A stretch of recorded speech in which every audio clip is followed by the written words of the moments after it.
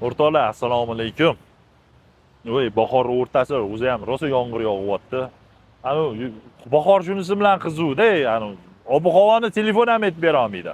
Mayli, maqsadga o'tadigan bo'lsam, hozir men Sergelida avtosalonga keldim. Oxirgi YouTube'ga qo'ygan videolarimdan keyin izohlarni o'qisam, ko'plar 212 ga qiziqibdi yoki 212 ni yurishi yoqqani uchun 212 ni maqtab ketishdi. Hozir avtosalonga keldim, ya'ni meni chaqirishdi. Chaqirishganligining asosiy sababi 212 ni yangi komplektatsiya sotuvga kelgan ekan. Shuni birga ko'raylik dedim va bitta YouTube formatida video qilib olamiz deb sizlarga ham qiziq bo'ladi degan umiddaman. Agar qiziq bo'lsa, albatta izohlarni yozib ketinglar. Ketdik, ichkariga kiramiz. Hamma yoq ho'l bo'lib ketdi. Shilta assalomu alaykum, yaxshimisizlar? O'zi ham biz sizlarning saloningizga kelayotganimda yomg'ir ham yog'yapti hamma yoqda.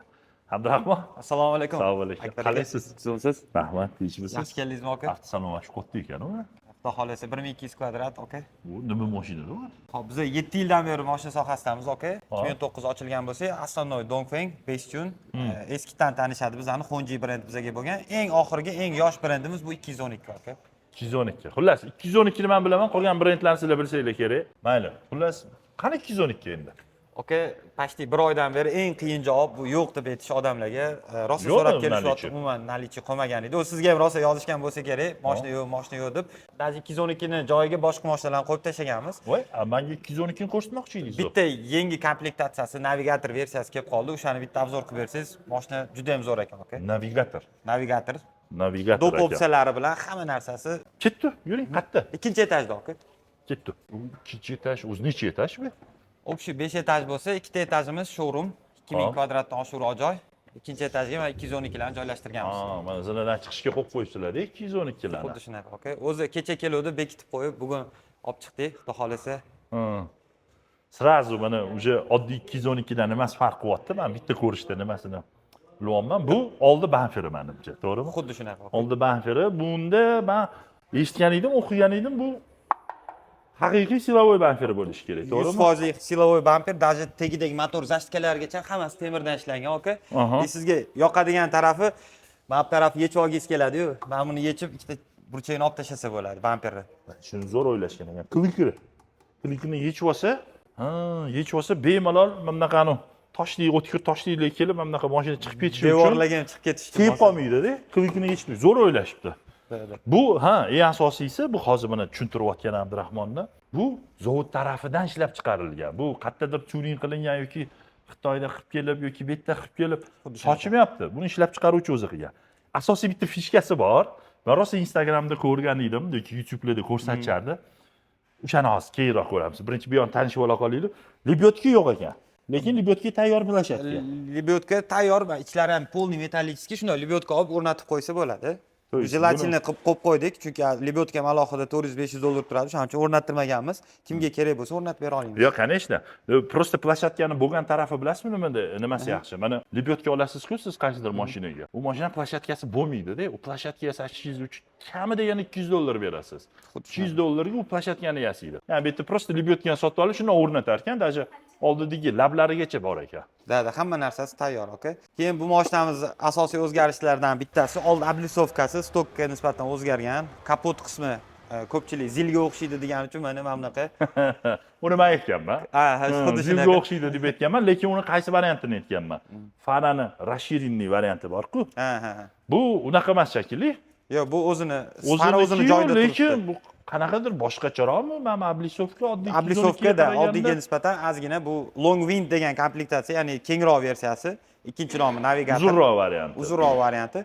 Xo'p, mashinani fenderlari o'zini rangiga bo'yalgan. Oldin qora matoviy bo'lardi hamma komplektatsiyada. Xo'p, Bu kuzov rangida. Kuzov rangida To bo'ladi. есть qizil bo'lsa qizil fender keladi. Xuddi shunaqa. Yashil bo'lsa yashil, seri marka, Ahamiyat bermagan ekanman shu narsaga. Keyin mashinamiz o'zi bizda sotilayotgan bilan motor, korobka, mostlari, blokirovkalari hamma narsasi bir xil. Eng asosiy ustunligi bu mashinamiz liftda keladi, ya'ni Atlas firmini podveskada chiqadi, aka. Yaqin. Короче, ben nima farq ko'rdim? Bu men endi YouTube'larda, Instagram'larda baribir qiziqib turadi-yu, sizlar ham ko'rgansizlar. Birinchi ballon turibdi, mana ko'zga tashlalayotgan ati ballon 285, 70, 33 ekan bu ballon. O'zligisini qanaqadir firmasi, ismini o'qiy olmayman. Diski уже boshqa, to'g'rimi? to'g'ri. Juda yengil ekan. Aka, men bugun test drive qilib ko'rdim. Mashina biza ko'chadan olib qo'ygan diskka nisbatan ancha yengil diskka qo'yilgan. Mashina rasxoti ham kam, yengil yuribdi. Yurishi ham yumshagan ozgina. Mana shu disk hisobiga sezdim men yurishida. Chunki ot kuchi hamma narsasi bir xil, lekin bu mashina yengilroq, yumshoqroq chiqyapti. 33 ballon, aka, hattoki ballonga pul ishlatishmayapti. Qoyilmisiz? Yo'q, bu o'zi, buni yaxshi tarafi, bu o'zi menimcha sanoliydi desam menga bu. Juda kam. Endi biz testoviy qilib boshida 10 dona aytdik. Limitirovniy variant. 4 ta sotilgan, 6 tasi paka shu oy hisobida sotishimiz kerak. Menimcha bu videoyingizdan keyin bir kunga bormasa kerak, aka. Yo'q, bu bitta narsani aytib ketmoqchiman. Hozirgi paytda mana 212 tayyor 212 ni oladigan bo'lsanglar, men bitta rasmini qo'yib ketaman. Oddiy mana 212 qanaqa ko'rinishda bo'ladi va bu qanaqa ko'rinishga ega. Bu mashinani olib shaharda yoki asosan asfaltli yo'llarda yuradigan bo'lsanglar, u variant zo'r variant. Lekin olib turib off-roadga chiqmoqchi bo'lsanglar, oddiy 212 ni tayyorlash kerak-da. Baribir ham ballon qo'yasiz, ozgina ko'tarasiz, shnorkel qo'yasiz suvdan o'tish uchun, bamperni baribir to'g'irlashingiz kerak. O'tiga betiga qaraysiz-da, bundoq qarasangiz уже yana 4000-5000 pul shundoqga ketib qoladi. Bu tayyor variant. Ya'ni bu variant aynan off-roadga olmoqchi bo'lganlar uchun, ya'ni shaharda yurish uchun bu mashina emas. Shaharda yurish uchun o'zi tayyor pont turibdi. Endi ko'plar sizlar reklama qilasizlar, G-likka o'xshaydi, G-likka o'xshaydi. Ko'pchilik obunachilar o'xshatishadi. Ko'pchilik endi o'xshatasizlar. Endi bu haqiqiy off-road varianti. Shunaqa insonlar uchun bu albatta birinchi navbatda videoyimiz, ya'ni off-roadga tayyor yengil mashina sotib oling-yu, hech nima qilmay shunda haydab chiqing degan insonlar uchun 212 молодцы. Shu narsani mana tayyor qilib beryapti. Amortizatorni ham bitta ko'rsatib ketaylik. Amortizator Atlas oddiga nisbatan 2 inch uzunroq, ya'ni mashinani o'zi diska ballon anaqani hisobiga pasti 10 sm stokdan balandroqda turadi. 10 sm. O'zi ko'rinib turibdi 10 sm. Ya'ni prям sezilarli darajada balandligi ko'rinib turibdi. Biza endi men haydab yurgan, mana Abdurahmon menga beradigan 212 bor, u oddiy 212 dan mana men bu rasmdagi ko'rinayotgandagi holatiga kelgan. Ya'ni unga podveska, amortizator bormi, prujina bormi, bamperlar bormi, qo'shimcha shnorkellar, kapu, xullas, pulinglardan tashqari vaqtinglar ketadi. Shuni plus tarafi shundaki, hech vaqt yo'q. Bitta narsa ko'rdim aytgancha vaqtiylik ketar ekan. По-любому olgan odam, bilasizmi nima ish qiladi bu mashina? Nimasi yo'q ekan? Tonirovka, broneplyonka. Xuddi shunaqa. Orqa tonirovkasi yo'q ekan. Hozirgi ko'p mashinalar o'zi tayyor tonirovkada keladi-yu, tonirovkasi yo'q ekan. Xo'p, prinsipi, shnorkelni menimcha etdik shakli. Biz qo'ygan shnorkelga nisbatan qarang, haqiqatan zavod baribir aqlli ish qilgan. Qor yog'ganda ichiga kirib ketmaydigan, yomg'ir yog'sa ichiga kirmaydigan, ya'ni skriti tarafdan havoni so'radigan qilib qo'yishgan ekan. Bu tarafdan menga juda ham yoqdi. Shnorkel o'zi o'zimni qo'lda ushlasa ham anu juda ham qattiq qotirilgan, baribir zavodda qo'yilgan boshqacha ekan. Interyerida menimcha katta farqi yo'q. Mana shu shakli interyeri. O'zi bizadagi mashina ham zavod fulloviy komplektatsiya deb aytamiz. Bu mashina bilan hamma narsasi bir xil. Asosiy farqi o'sha lift podveska. Mashinaning yurishida ichi, tashqarisi hamma joyi bir xil, faqat shu podveska ballonlari off-roadga tayyorlanganligi bo'yicha bu mashinamiz yutib chiqadi. Hardcore off-roadga tayyor. Bizadan shu paytgacha olganlar hardcore'ga albatta MT ballon qo'yib olish kerak bo'ladi. Baribirga ham bu ballonim bilan uje oddiy 212 ga qaraganda bemalol, misol uchun menga yoki boshqa bolalarga xohlagan o'rtoqliklar bilan toqqa ishonch bilan chiqib keta olasizlar-da. Shunaqa. To'g'rimi? To'g'ri aka. Aka, mashinani orqa qismiga o'tsak, palna razmerni 33 dyumli zapaskasi zavoddan chiqadi. Xuddi shunaqa diska, xuddi o'sha ballonda chiqadi va buni ham bamperi o'sha temir qattiq bamperdan ishlangan. Baykalga borganimda, Baykaldan endi biz zerikib ketdik-da, asfaltda yurdik, necha mingdir kilometrlabda o'rmonga kirdik. O'rmonga ham zerikib ketganimizdan kirdik. Zerikib ketdik-da, endi biza baribirga mana bizga qanaqadir qizuv yo'li bo'lishi kerak, bir qiyinchiliklar bo'lishi kerak-da. Ruscha qilib aytganda приключение kerak-da. Biz zerikib ketdik. Qarasak chiroyli o'rmon. Haqiqatda chiroyli-da. Rossiyaga shuncha kelib, o'rmoniga kirib ketmasak g'alati deb kirdik o'rmonga. Ichimizda bitta mashina bor edi, markasini aytmayman. Endi hozir buni maqtab, uni yomonlagandek bo'lib qolmay, vaznni hisobiga va mastavoy bo'lmaganini hisobiga botib qolaveradi va og'ir-ku. Endi men uni tortaman deganimda, bilasiz videoni, endi men uni tortaman deganimda, tabiiyki biz bizaniki arqonimizdan ulaganimizdan keyin uni bunda nachak berib turib, bunda torta olmaymiz. Ya'ni arqon ulandimi, biz yurishimiz kerak, ya'ni kuch bilan inertsiyani hisobi bilan tortib olib chiqib ketish kerak razgonni hisobiga. Shunaqa qiluvdim, arqon uzildi. Meni arqonim endi tannashga mo'ljallanmagan, og'ir mashina edi. uzildi-da, bamperga kelib bitta urildi-yu, o'shani ham rasmi, videosi bo'lishi kerak, qo'yib yuboraman. Mana shu shunda sindi-da plasmas bamperi. Bunda уже qo'rqmasa bo'ladi. Temir bo'lyapti. Qalin temirdan ishlangan. Bu Ko'rinib turibdi. bitta qo'shimcha tarafi oddiy 212 ga nisbatan taxminan 150 kilo vesi balandroq bu mashina. O'sha ballon, diska ballonlari ham katta-katta. Temir bamperlar hisobiga. Og'ir bo'lishi bu tabiiy holat. Endi bagaj qismini endi birato'la ochganimga ko'rsatib keta qolaman. O'zi bu mashina haqida men YouTube formatda hech to'liq obzor qilmaganman. O'shaning uchun birato'la ko'rsatib keta qolay hozir. Hech qanaqa tayyorgarlik yo'q bu videoni. Shunda jonli kelyapmiz, og'imiz sizlarga ko'rsatyapmiz.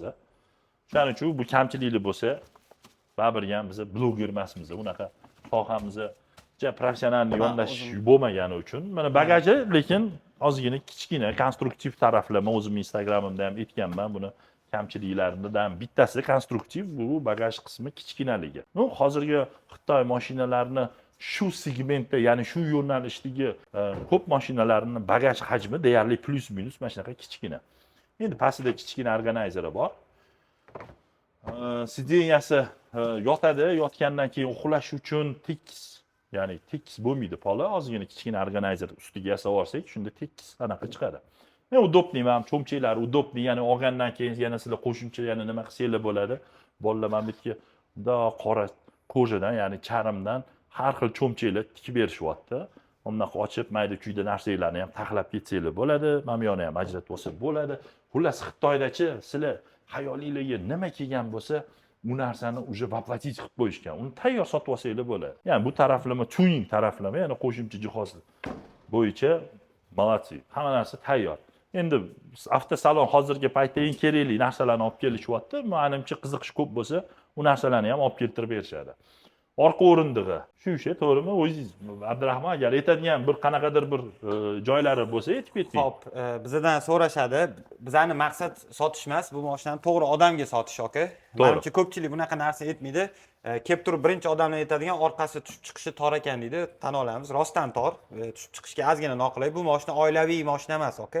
Bu mashina bitta uyda mashina bo'lib turib, ikkinchi mashina qilib olinadigan mashina yoki kasb faoliyati bo'yicha konda ishlaydiganlar, cho'lda ishlaydiganlar, tog'da ishlaydigan qurilish firmalari mashina qilib rosa olishyapti-da, o'zlarining kasb faoliyati bo'yicha ishlatishyapti.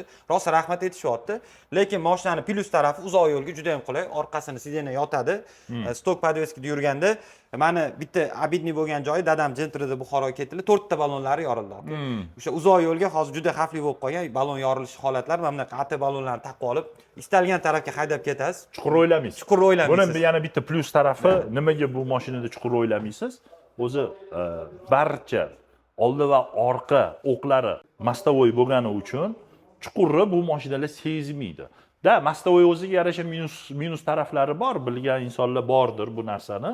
Ya'ni mastavoy misol uchun oddiy richajniy mashinalarga qaraganda ozgina upravlensiyasida, qattiqligida, tabiiyki bu mashina bir qanaqadir bir Mercedes S-Class yoki biz yurgan yengil lehkovoy, ya'ni nima deydi? Sedan variant, sedan variant mashinadagi yumshoq yura olmaydi. Chunki bu mastavoy mashina. Toyota bo'ladimi, Nissan bo'ladimi, nimaiki mashina bo'lmasin, u agar orqa va oldi o'qi mastavoy bo'lsa, baribir ham bu qattiq va ozgina neupravляемость любой mashinada bor. Bu texnologik, ya'ni buni hech kim hal qilib bera olmaydi. Bitta qiziq narsani ko'rsatmoqchiman. Eng asosiy joyni oxirigacha olib keldim. O'zimga qiziq bo'lgan joyi bor edi. Shuni iloji boricha tez kelib olay dedim. Mana bitta funksiyasi bor ekan. Mana qaranglar, buni yoqsanglar, naryoqda chiroq yonadi. Chiroq yongandan keyin mana buni 360 gradusga aylantirsanglar bo'ladi. Mana shunaqa funksiyasi bor. Ya'ni bu asosan охотникlar uchun. Nimaga? Tabiiyki bu narsa hozir hammaga, ko'pchilikga yoqadi. Охотникlar uchun eng kerakligi, sababi insonlar ham mashina haydaydi, ham qanaqadir yurib ketayotgan hayvonning orqasidan farani tushirish uchun, ya'ni chiroqli qilib berish uchun mashina o'zidan shunday qilib kerakli o'zi narsasiga chiroqni fokusirovkasini bera oladi, yorug'ligini. Albatta bu narsa lekin sotib olib mashinalarni yuziga yoki odamlarni shopiriga tushirish bu ahmoqgarchilik. Xuddi uzru, men shuni yetib o'tib ketaman hozir. O'zimizning mashinalarni tumankasiga led fara qo'yib olib, yoqib olishadi-yu, ya'ni oldi farani ham yoqmaydi, tegidi led qo'yib olib, menimcha insonlar kayf qilib olsa kerak, menimcha streshniy deydi mashina uni led farasidan ko'zi jimirlashidan. Shunaqa qilishni tavsiya bermayman. Xudoga shukr bu hali unaqa ommalashib, bunaqa jinnilik qiladigan insonlarning qo'liga yetib bormadi, yetib bormasin ham. Bu haqiqatda kerakli funksionalni shaharda ishlatilinmaydigan, faqatgina tog'li hududda ishlatish kerak bo'lgan narsa. Yana bitta narsa bor, lyustra qo'yilsa yoki qo'shimcha chiroq qo'yilsa, uni usti yopilgan bo'lishi kerak. Buni ham fizik qopqog'i bor. Shaharda yurganda o'sha qopqoq bilan yurmasa, GAI pretenziya qiladi. Shuning uchun bu qopqoq bilan shaharda yuriladi. O'sha tarafdan odamlarga shaharda zarar yetmaydi. Xudo xolasa, qonuniy yurish xohlagan odam qopqog'ini qo'yib yuradi. Endi buni siz hamma mashinaga ham qo'ya olmaysiz bu narsani. Bu faqatgina zavod tarafidan ishlab chiqarilgan mashinadagina bu narsa bo'lishi mumkin. Agar siz buni alohida sotib olib o'zingizni mashinangizga qo'yib qo'ysangiz, bemalol shtrafnoy plashatkaga sizni mashinangizni qo'yib qo'yish oladi.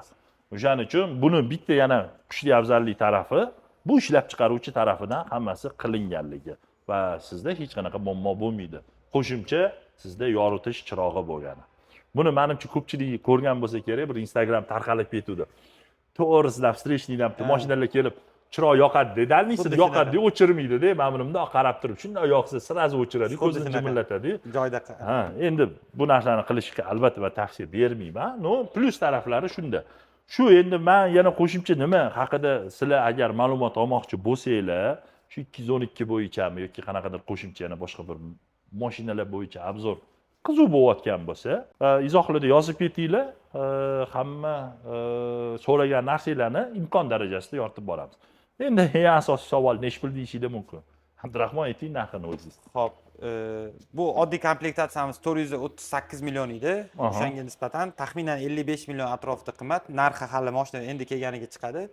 50-55 million farq bo'lyapti. 50-55 million, 438 millionga qo'shilyapti. 500 milliondan arzon. 480 million atrofida. Tushundim. 50 million qo'shimcha to'lanadi. Xuddi shuni olmoqchi bo'lsa. Men nimaga bu narsani hisoblayapman? Hozir agar sizlar oddiy 212 ni sotib olib 4 ta balon olaman desanglar, 4 ta balon olaman desanglar, sizlarga yo'q deganda bir $800 o'sha balonning o'ziga ketdi. Tabiiyki sizlar uni lift qilaman deysizlar. Lift qildinglar, uni agar to'g'ri lift qilsanglar, maza qilib yuraman desanglar, u lift komplekti $200. $2200 turadi. Keyman podveska, ya'ni xuddi shu podveskaga o'xshagan to'g'ri va yaxshi podveska. Albatta buni arzonchi variantlari bor. Prujinani tepasiga prostavka qo'yib qo'ysanglar bo'ladi. Endi tabiiyki mashina уже bunaqa yurmaydi. Endi o'sha sizlar tikkan pulinglarga yarasha yuradigan bo'lib qoladi. Bunaqa bamper bo'lmaydi уже, temir bamper bo'lmaydi. Bu plasmas bamperda chiqadi. Shnorkelda bo'lmaydi. Kapot albatta bunaqa ko'rinishga ega bo'lmaydi. Oldi misol uchun boya nima dedingiz? Long wind degan ko'rinishda bo'lmaydi. Xullas, bu sal boshqacharoq bo'ladi. Shu holatga olib kelishinglar uchun bemalol hozir bunga qo'shadigan pulinglardan ko'ra ko'proq pulinglar ketib qoladi, oddiyni olib tayyorlayman desanglar. Eng asosiysi, mana bu narsa bo'lmaydi sizlarda. To'g'rimi? To'g'ri. Xullas shunaqa gaplar. Abdurahmon, rahmat taklif uchun. Men o'zimga ham qiziq bo'ldi. Endi test drive'ga olay deyotgandim, endi bu sanoli bo'lgani uchun uzr deyishdi, o'zi sizga mashinani berib o'zi rasvohini chiqaryapsiz. Yo'q, hammasi joyida yo'q. Ichida menimcha, shuning uchun prinsipiy plus minus bu hamma narsasi bir xil, faqatgina tashqi ko'rinishlik komplektatsiya boshqa. Bizaniki ham bundan qolishmaydi. Unga $7000 ishlatilgan aka. Unga $7000 ketgan ekan shu ko'rinishga. Shu holatda bu bilan konkurent mashinamiz. Yana bitta narsa aytmoqchi edim, o'sha mashina taxminan 15000 kilometr yurdi. Haligacha bitta rezinkasini ham alishtirmadik aka. Shuncha test drive qilib mashinani har hafta olib chiqib faqat qiynaymiz. U biz uchun tajriba quyonchasi bo'lyapti. Qani mashina qanchada, qayerda buzilishi kerak deb harakat qilib yotibmiz. Пока что uyaltirmadi aka, xudo xolasa. Shu gaplar. Men o'zim ham bu mashinada necha marotaba musobaqada qatnashdim. Bir marta o'zim musobaqada qatnashdim, bir marta bular qatnashdi. Keyin birinchi olganimda, men bu o'zi avtosalonga men nima bo'lgan? Men birinchi o'zim kelganman. Men bular chiqishmagan menga. 100%. Anu, "Oqya test drive qilib bering, gapiring. Men bu kelganman-da" aytganman. O'rtoqlaringizga mashina ko'rishga keluvdingiz-da. Tank 300 olib kelgan edim. Tank 300 bilan birga solishtirgani kelganimda aytgan edim, Abdurahmon. Menga mashinani bering, men test drive qilib bering.